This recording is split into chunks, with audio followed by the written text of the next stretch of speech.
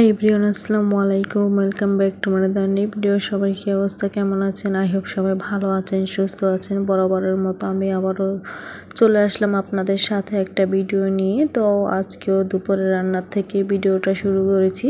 তো মোটামুটি রান্নার প্রিপারেশন নিয়ে তারপর রান্নাটা বসিয়ে দিয়েছি। তো আজকে বাসায় কিছু মেহমান আছে, তাই রান্নার পরিমাণটা একটু বেশি। তো প্রতিদিনের থেকে আজকের আইটেমটা বেশি হয়ে গিয়েছে, যেহেতু বাসায় মেহমান আছে। আর সব রান্নার থেকে একটু একটু করে আপনাদের সাথে ভিডিও শেয়ার করেছি। তো যারা আমার ভিডিওর সাথে আছেন, প্লিজ আমার ভিডিওটা ফুল অষ্টমী করবেন। তো ফুল রেসিপি শেয়ার করি নেই, কারণ এই সব রান্না তো আরও অনেকবারই আপনাদের সাথে শেয়ার করেছি। তারপরও যতটুকু সম্ভব অতটুকু তো ভিডিও করেছি। তো সবাই জানেন, ক্যামেরার সামনে একটু কাজ করতে গেলে নর্মালি টাইমের থেকে একটু সময় বেশি লাগে। আর আয়েশার পরীক্ষা চলছে, তো দুপুরে তাড়াহুড়া করে রান্না করে আবার আয়েশাকে নিয়ে স্কুলে চলে যাব, এই কারণে অনেক বেশি তাড়াহুড়া করে রান্না করছে। আবার বাসায় মেহমানও আছে, না রান্না করেও তো পারা যাবে না।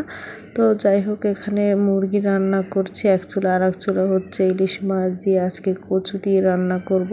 আর কচুর পরিমাণ এখানে অনেকটাই বেশি। মোটামুটি তরকারির, যেহেতু আমরা সবাই খাই, তো আমার কচু তরকারিটা আবার একটু পছন্দ করে ইলিশ মাছ দিয়ে রান্না করলে, এই জন্য এখানে বেশি করে কচু নিয়েছি। আর সাথে ইলিশ মাছ দিয়ে রান্না করলে কচু কিন্তু অনেক বেশি মজা লাগে খেতে, যারা খায় তাদের কাছে ভালো লাগে।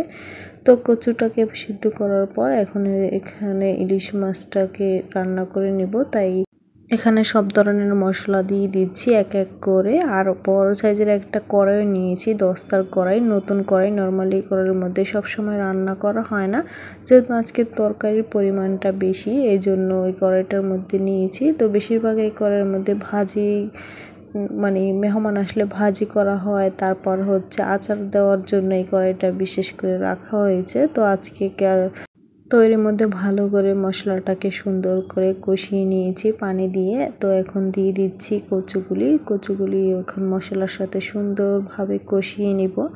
যারা আমার ভিডিওর সাথে আছেন এখনও একটা লাইক দিতে ভুলে গিয়েছেন, প্লিজ একটা লাইক দিয়ে দিবেন। আপনাদের একটা লাইক আমার কারণ নতুন নতুন ভিডিও বানানোর উৎসাহ জাগায়, আর আমার ভিডিওটা অন্যদের মাঝে পৌঁছে দিতে সাহায্য করে। এর মধ্যে ইলিশ মাছের তরকারিটা রান্না হয়ে গিয়েছে। তারপর এখানে গরুর মাংস রান্না করে নিচ্ছি। তো গরুর মাংসের মধ্যে যা যা মশলা লাগে সব রকমের মশলা দিয়ে এবার ভালো করে হাত দিয়ে মেখে নিচ্ছি। তো হাত দিয়ে মাখার পরে তারপরে এখন হচ্ছে ভালো করে কষিয়ে রান্না করছি। তো কোনো আলু ব্যবহার করব না, একদমই ভুনা ভুনা টাইপের রান্না করব। তো এভাবে খেলে কিন্তু মাংসটা অনেক বেশি মজা লাগে। তো এর মধ্যে মাংসটা ভালো করে কষিয়ে নিয়েছি। কষানোর পর এখন পরিমাণ মতো আমি পানি দিয়ে দিচ্ছি। যে পরিমাণ মাংসটা সিদ্ধ হতে লাগবে ওই পরিমাণে পানি দেওয়ার পর এখন ঢাকনা মোড়া দিয়ে জাল করে নিব। তারপরে অপর পাশে চুলায় লতি রান্না করছি। তো আজকে চিংড়ি মাছ দিয়ে লতি রান্না করছি। লতিটা অলরেডি হয়ে আছে। তো মাশাআল্লাহ, লতির কালারটা কিন্তু খুবই সুন্দর আছে। চিংড়ি মাছ দিয়ে লতি রান্না করলে খেতে কিন্তু অনেক বেশি মজা লাগে। তারপরে দুপুরে রান্না করে নিয়েছি, আর আপনাদের সাথে ভিডিও শেয়ার করা হয়নি। খাওয়া দাওয়া করেছি, আবার এর মধ্যে অনেকটাই সময় গিয়েছে। তো এটা হচ্ছে বিকাল টাইমে আজকে হচ্ছে পিঠা বানাবো। তো 3 রকমের পিঠা বানাবো একসাথে। তো আটা ব্লেন্ডার করে নিয়েছি, আর 3 ভাগে ভাগ করে নেওয়ার পর তারপর হচ্ছে আজকে তেলের পিঠা বানাবো।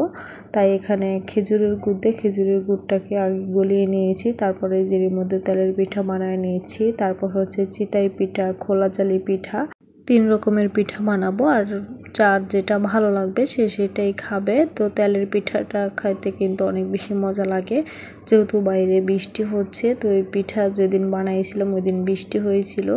তো বৃষ্টির মধ্যে তেলের পিঠা খেতে অনেক বেশি মজা লাগে, বাসি পিঠা। তারপর চিতাই পিঠা হচ্ছে গরুর মাংস ঝোল দিয়ে খাবে, আবার খেজুরের গুড় আছে, তো যে যেটা দিয়ে খায়। আর খোলা চালি পিঠা বানাইছিলাম, তো ওইটা আপনাদের সাথে শেয়ার করা হয়নি। তারপরে সবগুলি পিঠা বানানো হয়ে গিয়েছে। তো এখন খাবো, তাই একসাথে নিয়ে নিয়েছি সব কিছু। তো মাশাআল্লাহ, সবগুলি পিঠে কিন্তু অনেক সুন্দর হয়েছে। তো এগুলি খাওয়ার পরে খোলা চালি পিঠা বানিয়ে নিয়েছিলাম, আর আপনাদের সাথে ভিডিও শেয়ার করা হয়নি। আজকের ভিডিওটা কেমন লাগছে অবশ্যই কমেন্ট করে জানাবেন। আজকে এখানে বিদায় নিয়ে নিচ্ছি। আল্লাহ হাফেজ।